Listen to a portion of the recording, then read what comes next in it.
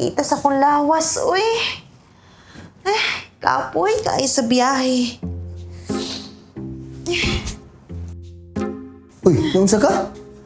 Ay, kapoy kayo akong lawas, Kaplodi. Haplas yung Santon Herbal Oil. Luton ka ni mo? Nindot kining Santon Herbal Oil. Kay nanay siya mentol, na vitamin E, na moringa, seed oil, tapos peppermint oil.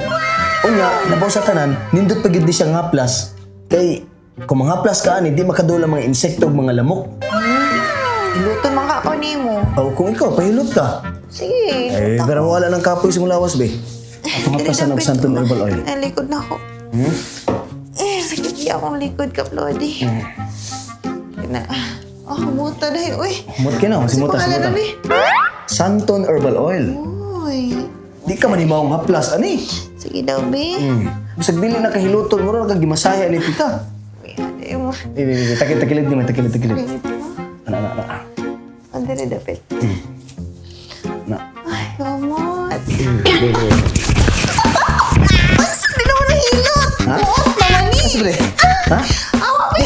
Ito gilito na, diyan bisig nama. Sakit lang. Ang sakit. Abi na kung nadaling likod. Hindi mo ang likod. Ayaw na. Santon Herbal Oil, ka na gamitay ko nalang hilot, oy. Santon Herbal Oil, wag tang ang balatian.